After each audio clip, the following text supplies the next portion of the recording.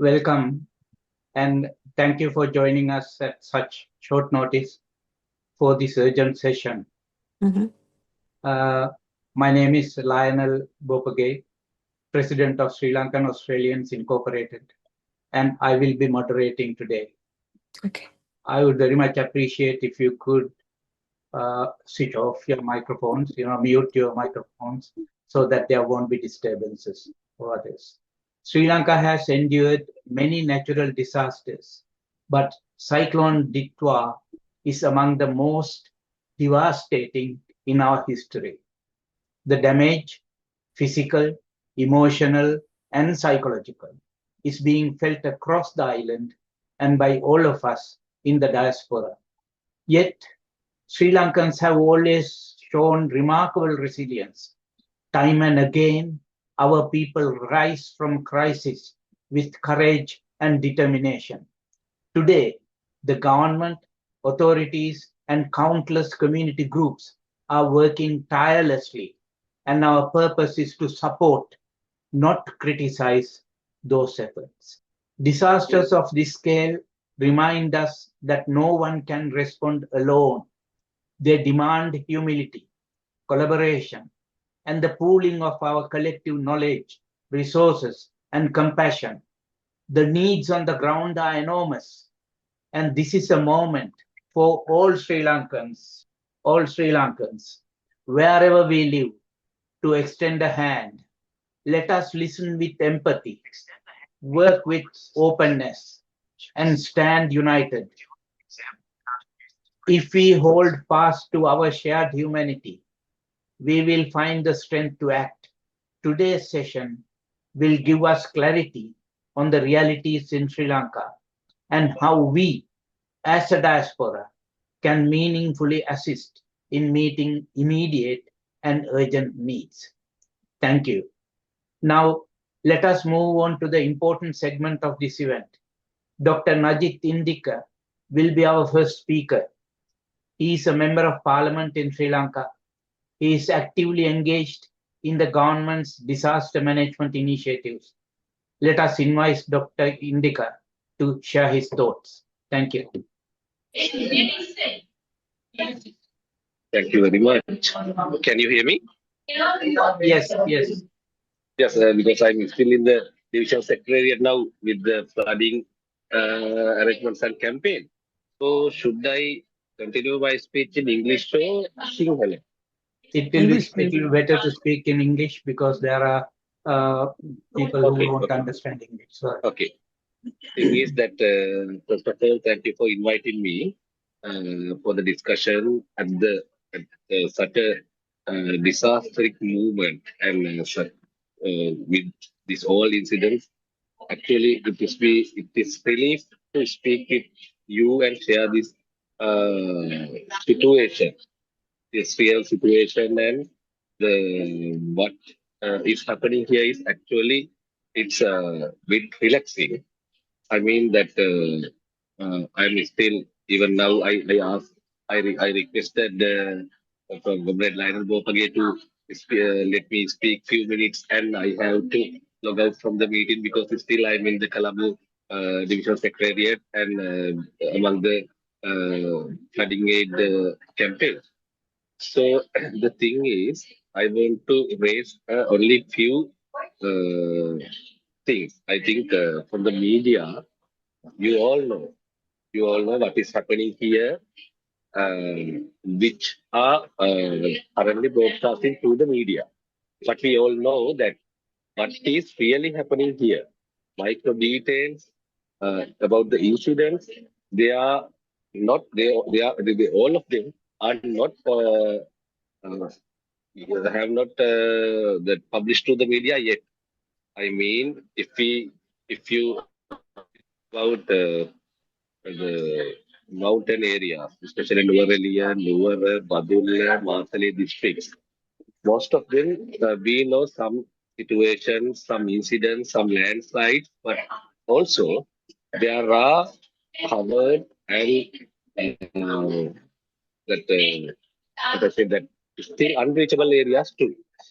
The thing is, but even though we can't, even though that is unreachable through the media and communication, all the troops, the forces, and everyone in the ADA now they deployed and they are working there. So, thing is, what you said at the start is true. This is the biggest one in the history. I think we can't calculate the damage, the actually that is that much damage. The roads, infrastructures, houses, other things are that is huge. I personally think that is much bigger than tsunami. I think because it's the all over the country, houses, roads, railways, and there are lots of big damage. But the thing is, as a country with that what we are calling that equipment and the needed machineries for face such a disaster, we are a bit low from them because we never expected this much. We never ready for this much disaster. I mean, as a country, not the government. So, as example, we have only, I think we have only 5 or 6 helicopters. So that is the situation, working helicopters. So I mean that with this minimum things, our forces, our people, and our officers, they have done huge job. Actually, from the beginning, we know there are deaths, there are disappearances, there are tragedies, but what we could do, always they have done that. I mean, they never missed anything. Even now, also, you may getting calls that they are not having foods for 24 hours, like that. But that's true because now everything is operating through the central system. We and from the beginning we prepared central system. We prepared central system. Hello, can you hear me? Yes, we can hear you. Yeah, okay. Central system and with all the forces and all government officers, and uh, that is handling by the president. So I think that central coordinating system is working well, and that is the key of this whole operation. And from there, that we are operating all the things. But at the beginning, with all the cyclone and that heavy rain, I think you have seen that there are some areas that within 2 days they got rain more than 800 millimeters. I think we never heard something like that in Sri Lanka. 800 millimeters in the same area within 2 days. So now our map of landslide risk and all the things are changed. We don't know that. So some landslides are happening, small ones, big ones. They are continuously happening. Actually, now the threat is that the flooding is now moved to the coastal areas. Now I'm working in Colombo City, Matakuliam, Odara, and Totalanga, those areas, the Kalani River Basin near the sea.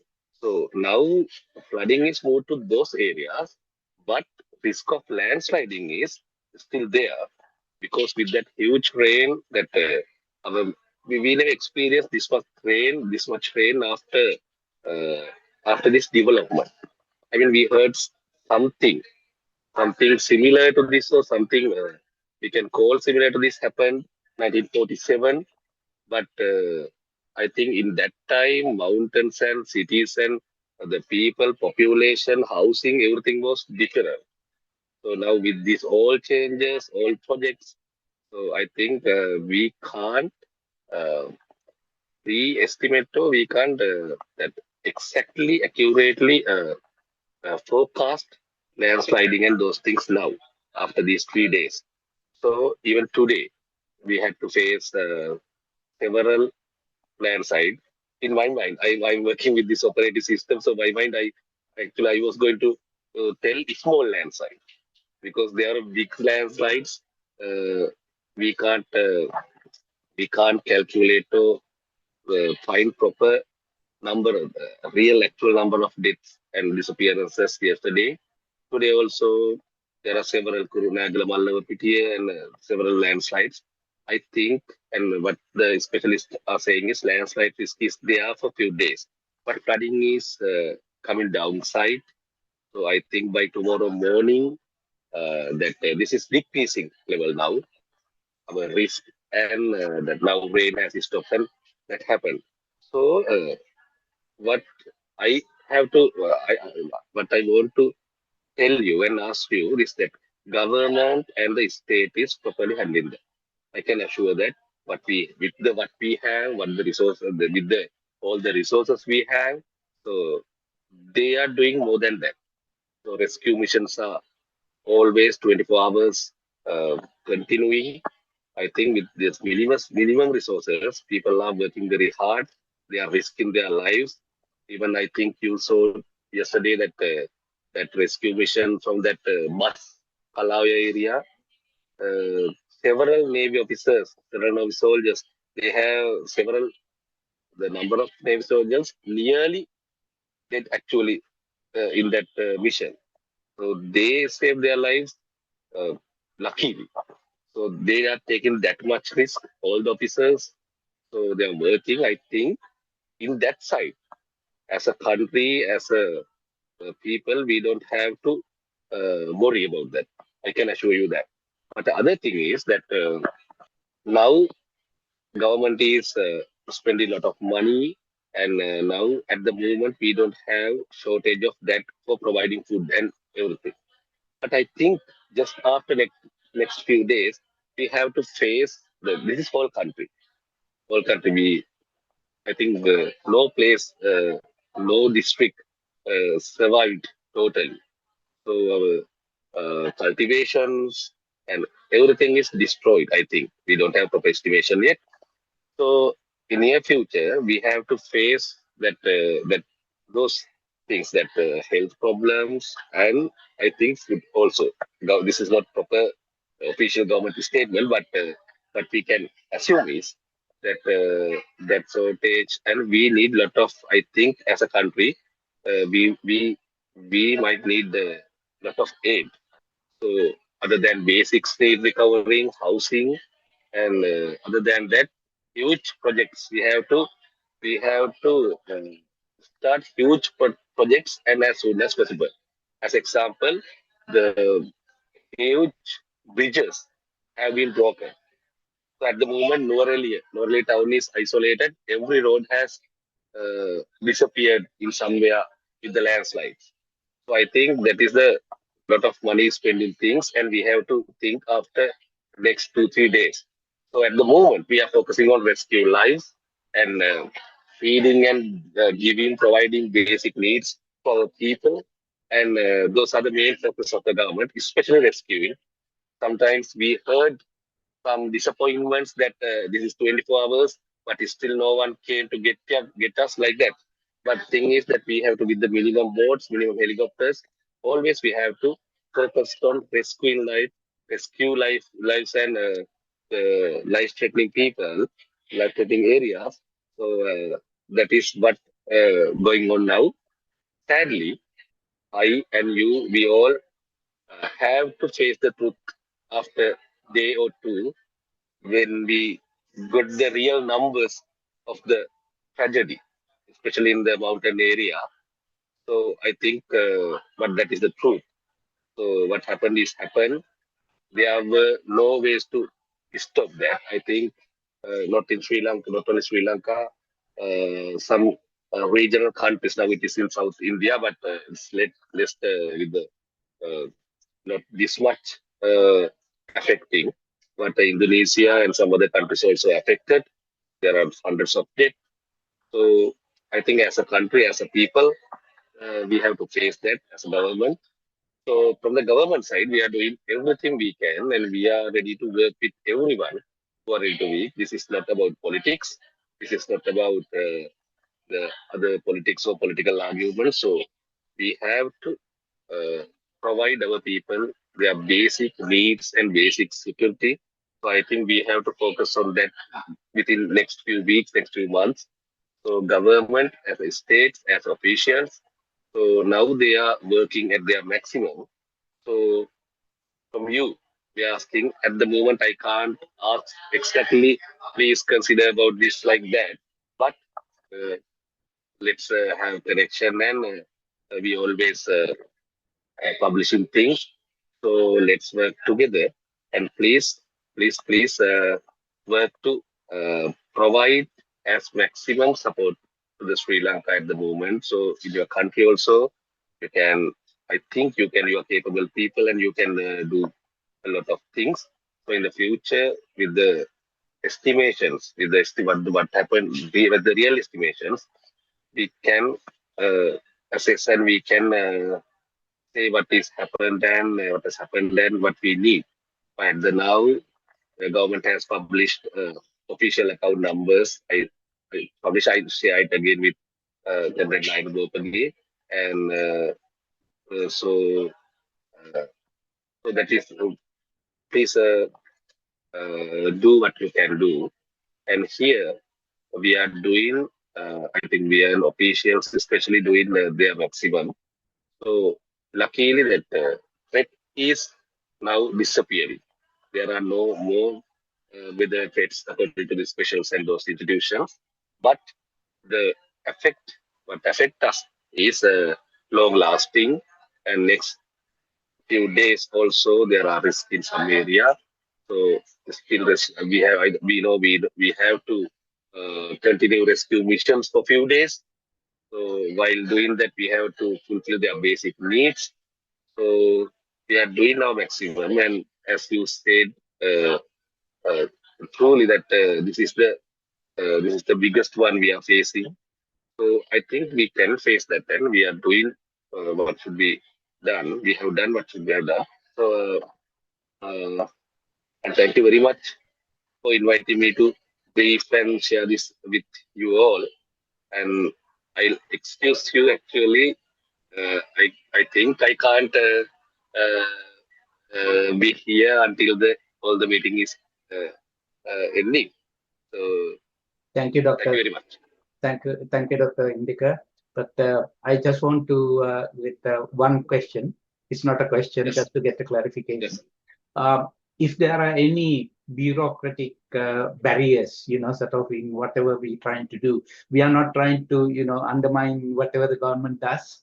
We are here to support Sri Lankan people, and we would like to work with the government in case it's necessary. If there is a barrier, would there be any person in the government or authority in the government whom we could directly contact and resolve those issues? Because this is urgent. This is an emergency. Yes, yes.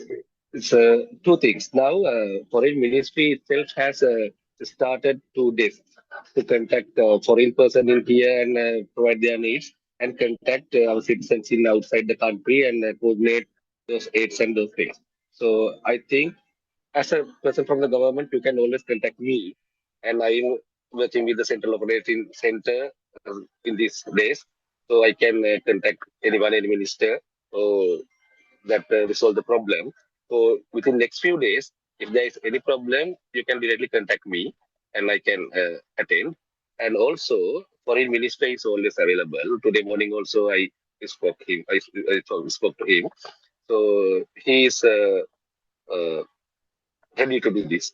So I think that will never happen. We are changed now that we actually what we do. I mean, I told that mission is successful. Not the tragedy mission is successful, but for that also, a big reason is we change and we bend the rules. Actually, some rules they should bend it.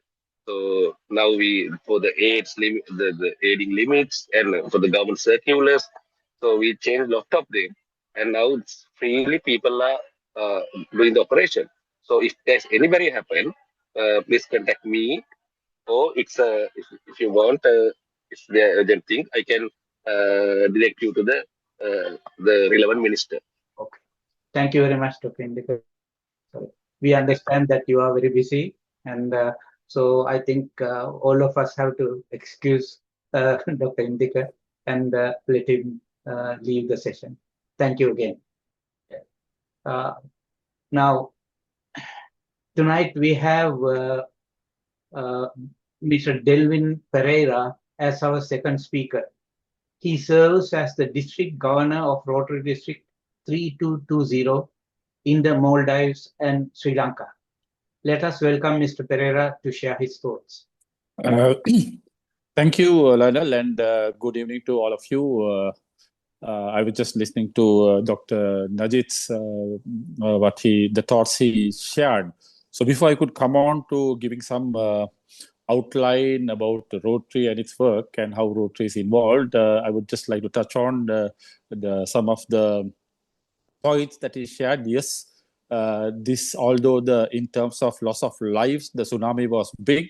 I think on overall impact, I also agree that this is one of the worst disasters I have seen, because it is something that has affected all 24 districts. The infrastructure impact that probably in the restructuring is going to be very, very huge. According to records, we are already having almost 500 plus either lost or missing lives. So we don't know, the numbers are increasing. In terms of impact, we are now only getting the impact towards Colombo, and it is still growing. So in terms of density, the number of people getting displaced is very, very huge when it comes to the low-lying areas of Colombo. So on figures, I think it is definitely more than 1 million people displaced. So there are over 900 centers that are sheltering these people. And the biggest challenge we right now have is that today we had some of the telecommunication lines and the electricity being restored, but in most of these places out of Colombo, there we had problems of contactability, we had problems of connectivity because the telephone lines were not, were out of order, electricity was out of order, and one of the biggest problems I learned now is that there's a severe shortage of clean drinking water. But the biggest problem is even to transport these items, which we are able to collect maybe in around Colombo, there is a problem because almost every main road to the city is either damaged or not in a situation where we could transport goods. So that is somewhat the situation that is happening around in Sri Lanka. And I'm right now in front of me, I'm also seeing the TV where you see updated information coming up on how the situation is getting worse. Also, as it was mentioned by Dr. Najit, there are some information that probably is not even seen, or probably now only the media is able to reach some of the places to really see the devastating impact of some of the things that is happening. So that is basically the ground situation that is going on now. So coming back, the immediate needs, yes, as usual, in a disaster like this, there is the immediate emergencies like cooked food, because in some places they don't have facilities to prepare food. So the highest demand is for cooked food. Then also the collection of dry rations, and then medical needs, hygiene factor, hygiene kits. These are some of the emergency needs that are coming up. And as I said, right now, what's happening, if I get back to how Rotary is linking to this whole thing, Rotary, I believe there are many from the Rotary organization here, but for those who are not familiar, well, it is an international organization where Sri Lanka and Maldives go as one district, and I serve as the current district governor. We have around 75 clubs spread all over the country, and we have nearly 2,300 plus members who are one of the strong strengths are they are all well connected with various organizations, government departments in getting things done. So we have been working purely on that strength. To give some background of how we have been responding to disasters, well, when it came to the tsunami, that was one of the biggest disasters that before this which we faced, and Rotary had stepped up and got involved very, very strongly, and we ended up even rehabilitation, fully constructing and rehabilitating over 20 schools in the southern and northern parts of the area. And then, of course, with the COVID, we had the huge campaign of Stop the Campaign, Stop the Spread, which was a national campaign that we drove. So that is just to tell you a few things of how Rotary has been strong in responding to this type of calamity.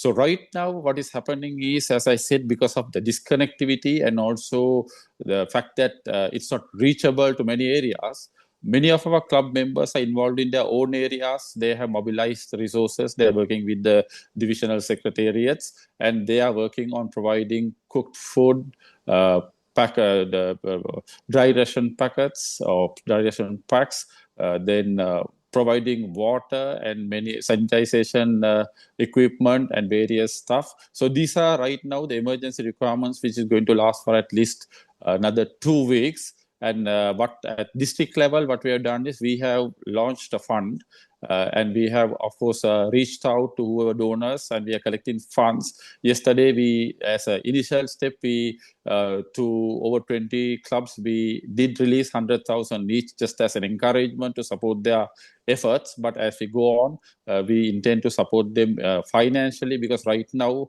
we are trying to work out how we could deliver donations received in kind to these places. So simultaneously, we are having another team working on under the campaign Unite for Humanity. So here, what we are doing is we are working out with various organizations, particularly the forces, who has some infrastructure where they could reach out to certain areas and transport goods. So right now, what we are doing is we are working out with them on how we could particularly arrange to transport items like water, because there's a severe shortage of water, because you could understand when the whole almost, I would say 80% of the country was either affected with floods, mostly with floods, and with most of the farm areas with water systems being destroyed. There's a severe shortage of water. So that is one area we are trying to address very, very keenly in the short term. So this is how we would operate for the next 2 weeks or so. So that is where whatever funds we get, we are doing. What we are doing is we are deploying them to these pockets where there are clubs working in unison with many other organizations jointly, and that's how we are right now operating. But what we see, the major impact is going to come probably after a week or so, because these people who are displaced will start getting settled down back in their homes. So there will be a lot of support needed to help them to move to their homes, cleaning up, where we need a lot of hygiene factor to see that these house detergents, that we clean up the houses for them, and maybe even in some cases rebuild it at least temporarily so that they could move on.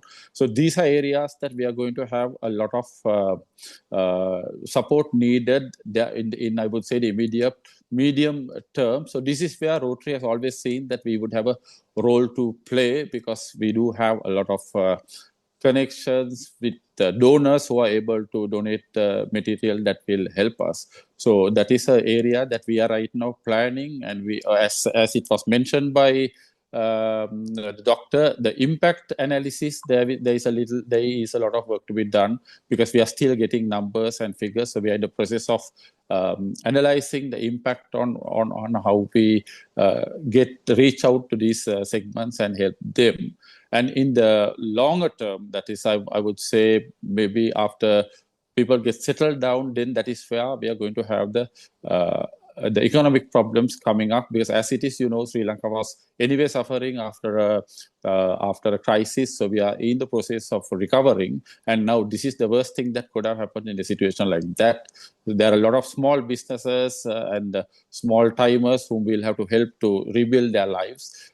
Just to mention, one of the key projects that Rotary we have been driving is supporting SMEs as a part of the recovering from the crisis. So now we see that even that whole effort that we got involved is going to be fruitful, because we will have to once again reassess our old strategy and see how we could help these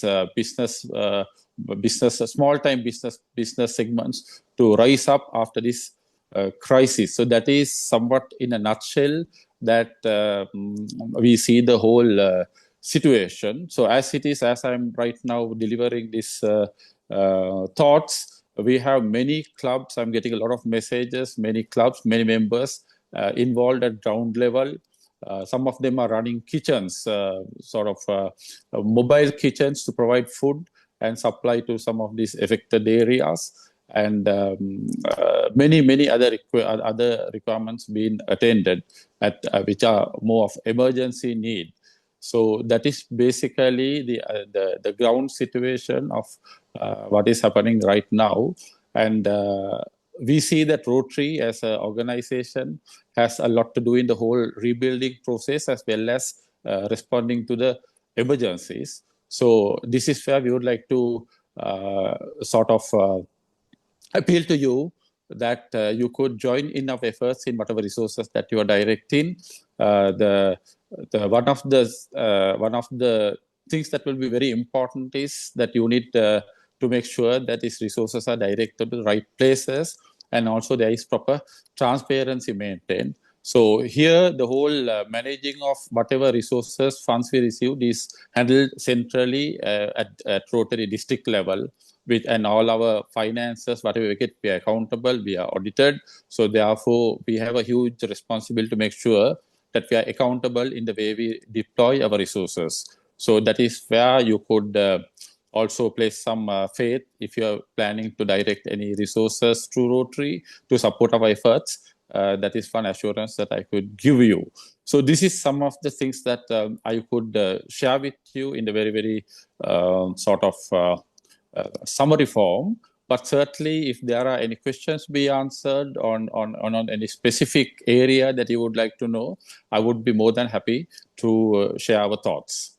So with that, thank you once again for organizing this webinar and giving us the opportunity to share, to represent Sri Lanka and make an appeal to request for your support to rebuild, while of course addressing the emergencies that are right now. Right now, I would say the emergencies are the thing that we have to immediately respond, because there is a request for food, there is request for dry rations, there is request for medicines, there is request for water. So these are some of the emergency requirements right now we are addressing.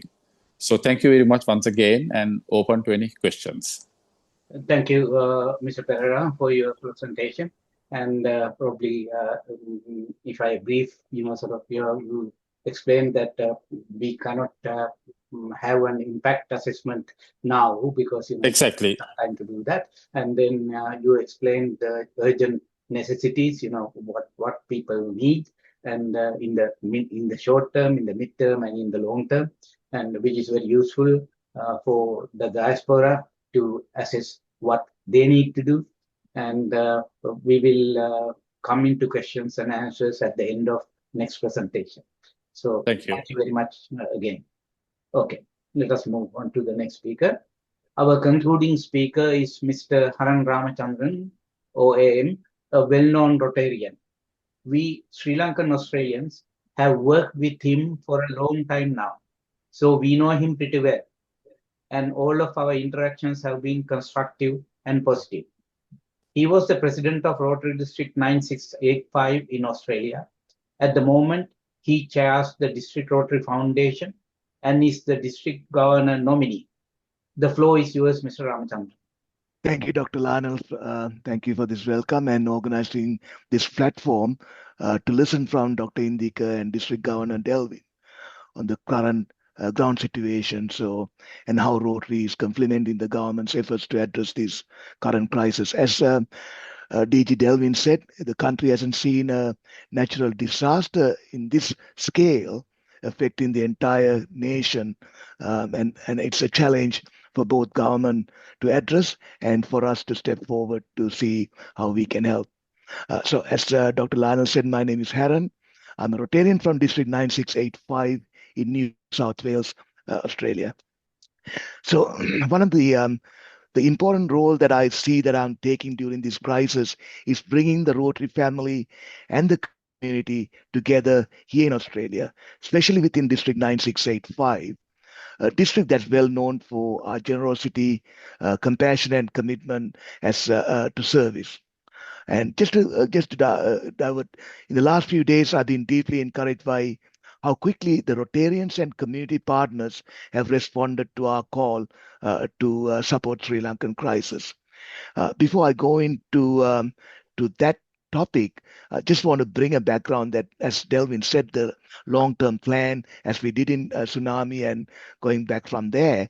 But the Australian Rotarians over the past 10 years has contributed over $3 million to do about 24 projects, capacity building hospitals, providing water sanitation projects, and community economic development programs in Sri Lanka. So that's the credibility that we have in Rotary in Australia, working collaboratively with Rotary in Sri Lanka. In this current crisis, I've been a conduit between the Sri Lankan Rotary District 3220 and the local Rotary and community in Australia. We have a group. We've been sharing accurate updates, understanding the real needs on the ground from the Rotarians, giving updates and sharing that information with Rotarians and our friends. So we are reaching out. How we are supporting? We are reaching out to clubs across Australia and the Sri Lankan Community Organization to stand together without hesitation to show the true spirit of Rotary and community collaboration. As Dr. Lionel mentioned, Rotary District 9685 has not only been has been a leader, and we've been supporting numerous projects, providing financial contributions as well. But in this instance, our district was very quick to respond with a $5,000 grant to be sent immediately to Sri Lanka, so that Rotarians in Sri Lanka, through District Governor Delvin and the committee that he has formed to assist the local Rotary clubs, deliver hope to those people who are suffering. So this was not happened just by chance. We've been working tirelessly with the community groups in Australia, and we have set up a portal that allows Australians Australian Rotarians and well-wishers to contribute with tax deductibility through a ROCS registered program that we can send to Sri Lanka. And this program, as DG Delvin said, ROCS programs are regulated and they're safeguarded with proper governance, accountability, and stewardship. This is the power of Rotary that we can bring, and we will work hand in hand with Rotary District 3220 to support the mid and long-term plans to bring hope to the humanity and people of Sri Lanka. And as Rotarians, we don't wait for someone else to act. We have stepped forward, and with the support of the community, together we can lead with kindness, or not lend with kindness.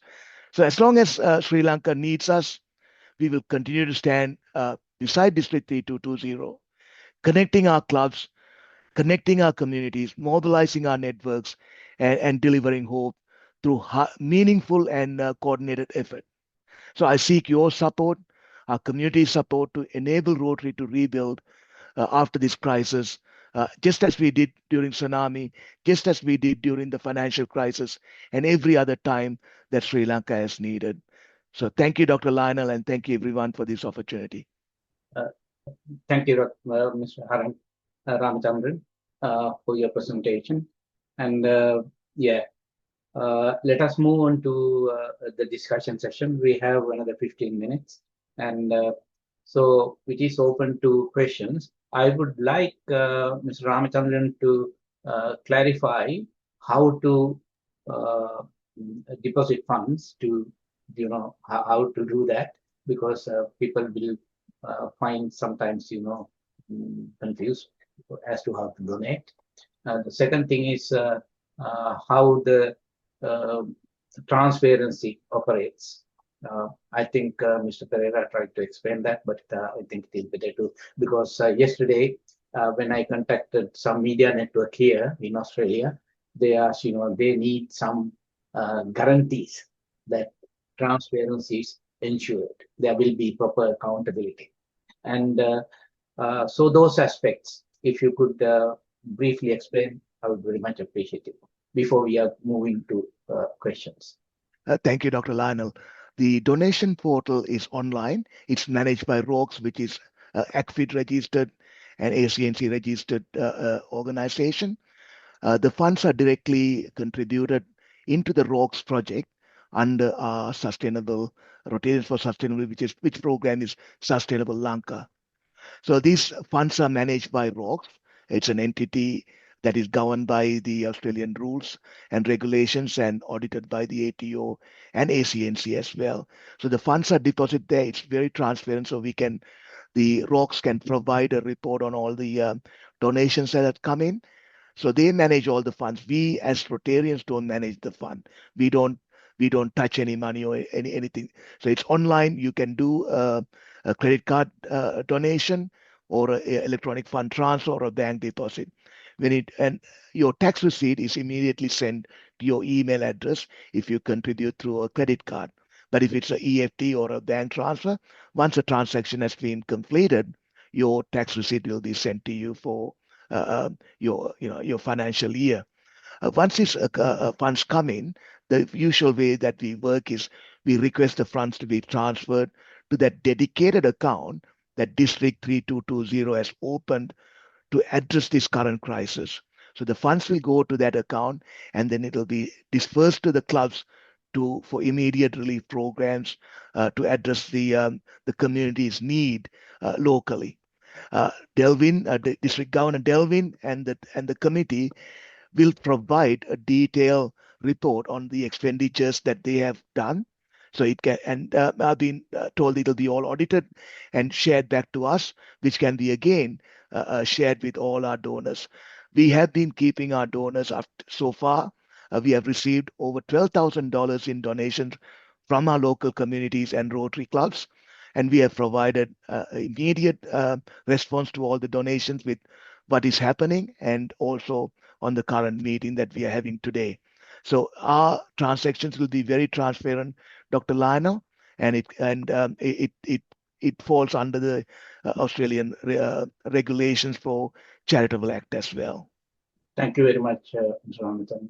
Mr. Pereira, do you want to add anything? Yes. I totally endorse what was shared by DG Haran.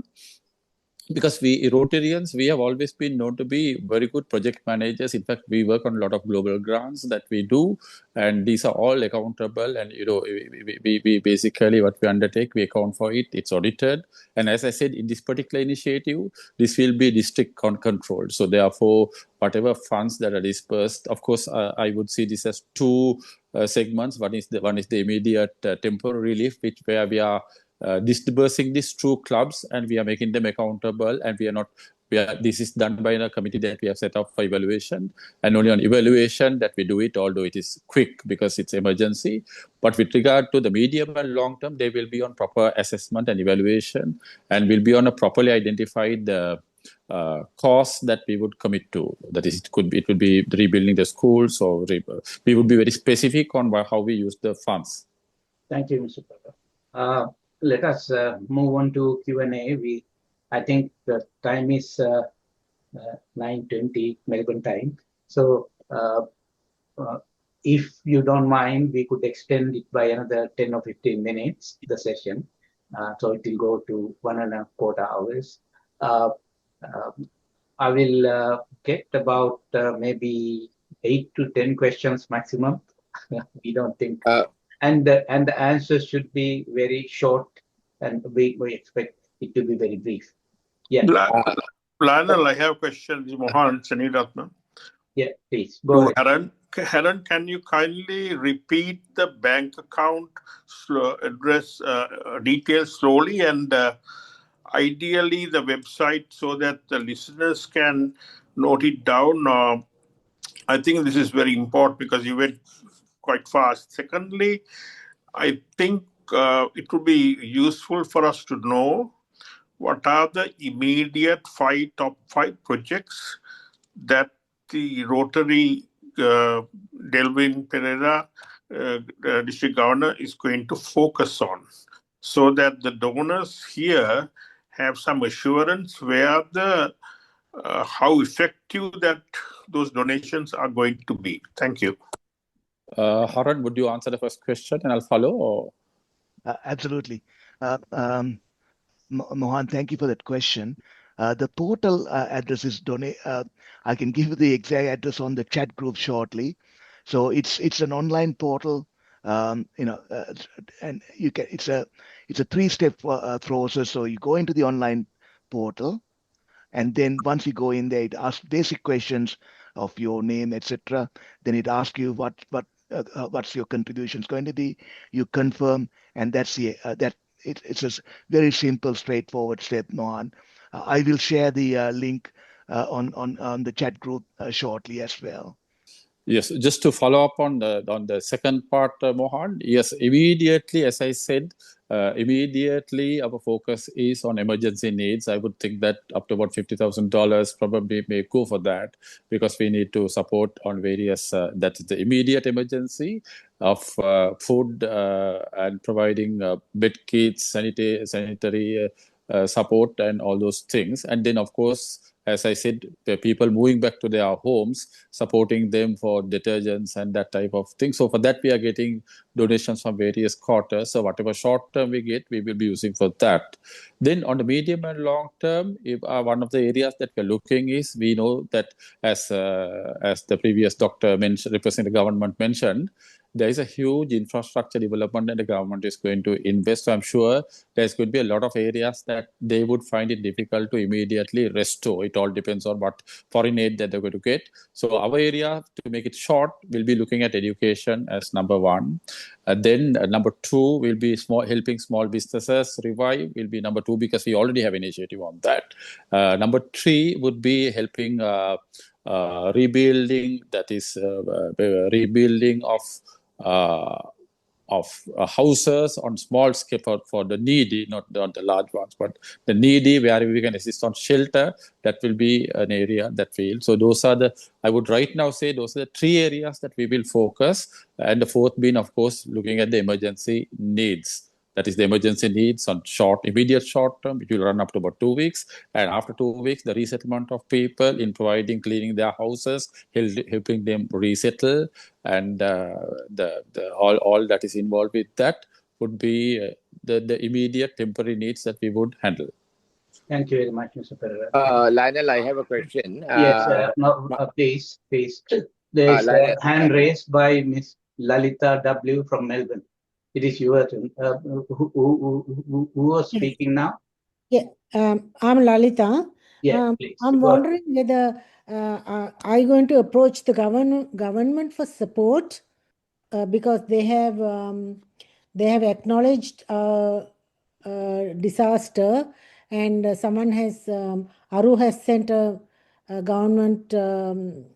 It says our thoughts are with affected families, and we commend and brave responders working tirelessly in rescue and relief efforts. Australia is ready to support Sri Lanka in this challenging time, and signed by High Commissioner of Australia to Sri Lanka. Thank you.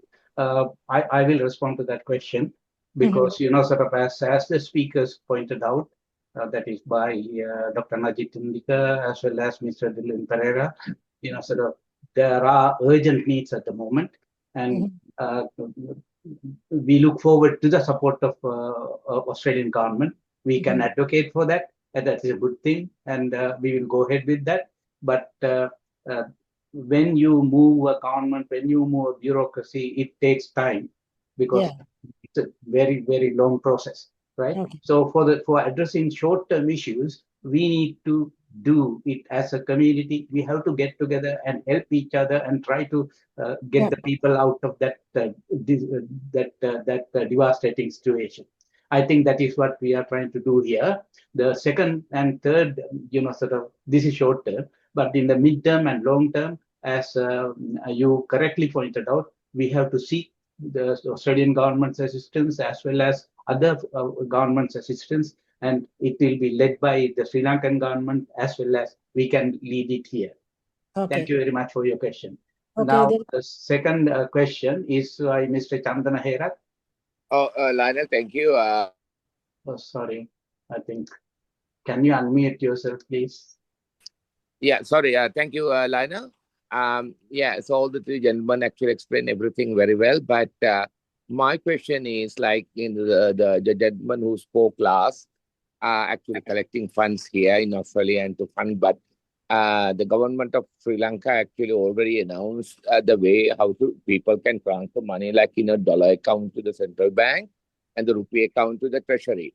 Now, I have already done like going to the central bank, which I really keen to do it, and I'm promoting because it has a dual benefit, because we are actually sending the dollars, which has a benefit for the government of Sri Lanka, as well as individual can contribute to the disaster the relief fund as well. So do we need to go for some other way, or should we actually focus on this? That's my question. Thank you, Mr. Hera. I will respond to that question. Now, we are looking at very short term, within 2 weeks, what we could do, right, to address the emergency needs of the people. When you move the government, when you move the bureaucracy, it will be more than 2 weeks, right? That is, sort of from what I have communicated with the government people as well as others, we know the response from the government will take more than a week, right? So what we are trying to do is to address the short-term need. It is very good. We are not preventing anybody from contributing to the government accounts, whatever the government requests. We need to support them. We are working with the government. We will be coordinating with the government. But the issue is government will not be able to handle the emerging urgent needs of the communities, because when there is an impact assessment done in a couple of days, I think the emergency necessities will be very high, and the government will not be able to handle that alone. It is, as diaspora, as Sri Lankans, we need to collaborate, we need to help, and we need to do whatever we can to ameliorate the situation of the people. Yeah, Lionel, can I add a little bit? Yesterday, there will be other questions from other people. Sorry. Are there any other questions from Haran? Please. Sorry, Dr. Lionel, just to ask Chandana's to answer Chandana's question. In addition to Chandana, with the Rotarians, there are 75 clubs in the local communities. We are complementing what government is doing by releasing some time, giving some time as well to the government entities and personnel to work on. Where the Rotarians are, because they are already in the local community, they know what the local community need and address it very quickly. So as Dr. Lionel said, this is an emergency situation where we had to respond very quickly to the need of the people. And that's where Rotary is stepping in to address this. If Delvin wants to add to this, that will be useful. Yeah, I totally agree with. I'll quickly add into that. Sorry, I'm not taking more time. So, what are the accountability like? Through Rotary, like the funds going from Australia to Sri Lanka, other than the government? Yeah, I think both Mr. Ramachandran and Mr. Pereira explained that in the presentation. Please refer back to the presentation. Thank you. Mr. Pemal Silva. Yes, is there any way that you can do something like collecting food items, dry food and stuff from the households? Because a lot of people are waiting. No one is doing that at the moment.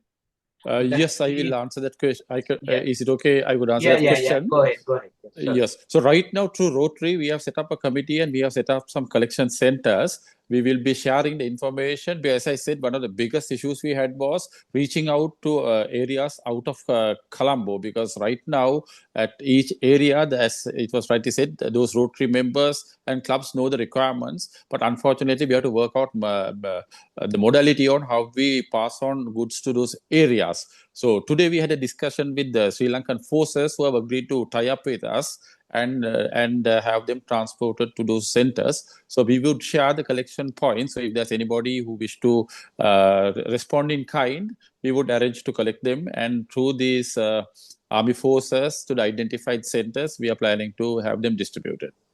Sorry, my specific question was collecting from this in Australia, in Melbourne. No, okay, sorry. Yeah, not from Sri Lanka, because a lot of people are waiting for that. I will respond to that. Now, the issue is there are problems in transport, and I think centralized operations from Colombo, it will be very difficult at the moment. We are looking at a very short term, say 2 weeks period of assistance. And Sri Lankan government has admitted that it will be very difficult because of the, most of the areas are flooded and most of the towns are surrounded with flood waters, and there is transport barriers, and they have to get helicopters to reach people. So at that situation, I think, although the intention is very good, I think it's an excellent idea. But collecting items here, we can collect, and I think later on we can ship them to Sri Lanka or as plane loads or whatever, and that will be helpful, but not in the immediate future. Here, because there are no other questions, I will give you the chance to explain what you were trying to explain. Mr. Chandana Hera, are you there? Okay, yeah, Lionel. No. I understand that, through the rotary, we can actually get to the people so quickly. But yesterday's meeting with the president actually addressed the whole opposition leader and all the MPs. He said, he's got nearly $30 to $32 billion free to go out to people. So now that is guaranteed. So the relief is there. So if we can actually do through the government, central bank deposit and all this, it has a dual benefits because we actually send in the dollars, and also the individuals can help the people. So do we actually need the immediate, sending the money through the Rotary, or should we go with the central bank account? As I explained previously, the government bureaucracy is not the political establishment. I think the government has very good intentions and they are trying to do their best, but moving the bureaucracy will be very difficult. For example, the last budget, most of the money they have allocated for people's welfare, they haven't been spent yet. So such a bureaucracy they have to work with. So we need to understand the ground reality, I think. Sorry, Nalinda. No, I get your point. Yeah, in that case, I agree with that. Yeah. Nalinda, your chance. Nalinda? Yeah. Thank you. I was wondering, just to get the information, will there be some administration cost when we involve it through Rotary in Sri Lanka, and how? Because sometimes usually there are some administration costs, and I was thinking, if there is, how can we minimize it, or Okay. what will be Thank you the- very much. Thank you. After Nalinda's question, I think I will take two questions and we will have to close the Q&A session. So I will request Mr. Pereira or Mr. Ramchandran to respond to Nalinda's question. I will just to have an understanding when it's administration. I was not very clear on what really, but just to explain on our side. As I said, we have always been regarded as very good project managers because we have been handling this type of projects. So therefore, administration, we have a very, very well knitted club structure as well as area manager structure and a governing team. So far we have, unless it's specific, I could say that any administrative issues we have not encountered. In fact, whatever projects that we have done, even the accountability and responding, we have done we have exercised very good stewardship, and we have always closed our accounts on due time. So that could be possible only if there is a proper administration that is accountable. So that's what I could say. But if there's any specific, when you say administration, any specific area that you want clarification, I could answer. I think the question is, Nalinda, give me a second. Mr. Pereira, I think the question is, for example, if we donate money to Red Cross, there is a huge administrative cost, sort of the 13% for their internal administration. So what he is asking is whether there will be such an internal administration cost. No, Rotarians are working voluntary. So we don't have, all services are delivered by clubs. It's voluntary. With regard to the long-term projects, maybe there would be some cost, but then there again, I would say it is very, very minimal because most of our professional services are voluntary and done by experts. So therefore, it would be purely, I would say it would not be more than maybe 3 to 4% according to our past experience Thank you. on costs. Thank you, Mr. Perera. Doctor, can I add on to the There Australian? was one more person before Haran. Is there anybody else raised? I saw a hand raised. Okay, Haran, yeah, you can go. Sorry, I'm just going to add on to what DG Delvin said. In Australia, the ROCs has a charge to provide the service. So as like any online portal, they charge a 5.5% service charge. But as Rotarians, we are all volunteers. We give our time and our knowledge at no cost. So it's all done as a voluntary basis. The ROCs, when you make a contribution to ROCs, there is a 5.5% charge that ROCs take. That is the administration cost to manage the portal and do everything else that they do for us on the back end. Thank you. I think Haran, it was Damita who wanted to raise the question. Damita, do you still want to raise the question? No, I think, Doctor, I was going to add to the previous question that raised about whether to donate through the government channels or through the other channels as well. I think you added, you explained, so that's why I thought, Okay. Thank you. Haran, I have a question. Who is this? This is Mohan Seniratnam.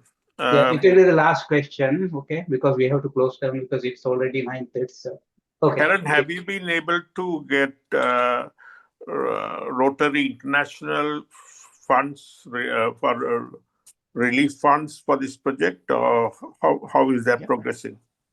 I think, Mohan, it is not relevant to this seminar. So you could ask that question from Haran. Okay, fine. Thank you. And now, next item on the agenda is Siti Marika from the Sri Lankan Australians to deliver a vote of thanks. Thank you, Lionel. My name is Siti Marika, and I'm one of the vice president of SLA. I would like to begin thanking Dr. Najib Indika, who's a government MP who spoke to us as to the services that they are going to provide and they are providing at the moment. Our thanks also go to District Governor Delvin Pereira, who explained to us what Rotary normally have done in the past and what they're going to do for this event, emergency level, and then the short term and the long term. Thank you very much for explaining all what you do from that end. And then to our thanks to our very own brother, Haran Ramachandran. Thank you. And I can assure everybody here that we have worked with him and we have worked with Rotary, and we are fully happy and everything is accountable. And he also explained how the Australian chapter, where I think he's the district governor for 9585, how they operate. I can fully guarantee all of you that money will be well spent and every cent will be accounted, because we have had the experience of working with the Rotary Club here. And my thanks also go out to all of you today here for your presence, and I hope all of you will contribute and help our Mother Lanka. Thank you. Thank you very much, Siti. So it is 9:40. We are 5 minutes earlier. So we thought of closing down at 9:45. But as Siti mentioned, thank all of you again. And let us see what we could do together to overcome the challenges Sri Lanka has faced currently. And so let us work together. Nalika, do you have a question? Well, the question means it's best to explain what will happen after now. So what is the next step? So, Dr. Lionel, if I could take that question. Just before I start, I'd like to acknowledge District Governor Rengaf and Past District Governor Jeremy from the adjoining District 9675 for joining this meeting as well. We work collaboratively. On that question that you asked, Nalika, we are currently in an emergency mode. So we are only responding to what the community needs through the Rotary clubs locally. On the second phase, as DG Delvin said, second or mid to long term plan would be to identify and see how we can address some of those requirements like water sanitation or rebuilding schools. And then for those, we do really need the support of the local community to partner with Rotary, and better still, join your local Rotary club and become part of Rotary, and we can work much better and deliver more good back at our motherland. Together we can do greater work as well. So Rotarians are always have their arms open to welcome new members, and we seek your support as well if you can't be a part of the Rotary family as well. So we want to work together on the long term, Nalika, as we always done. With the support of community and Rotary together, we can do, we can address some of those things that government might take a bit longer. And remember, government, we are complementing what government is doing as well. We are not stepping onto their feet or anything as such. We are complementing what is needed for the local community. Thank you, Arun. I think, Malika, I think from my point of view, I think we have to assess the needs as Mr. Pereira explained, sort of short term, mid term, and long term. And the government will get involved in the short term, mid term, and long term projects, whatever they have to do. And at this moment, we are concentrating on the short term needs and how to address those things in collaboration with Rotary.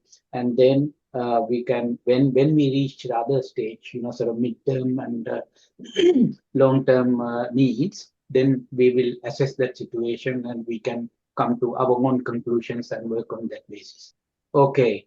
Thank you very much, everybody, and thank you very much for your participation. And I hope that the intention of this session was to disseminate information about the ground situation in Sri Lanka and to get an idea as to what the needs are and to see what we could do.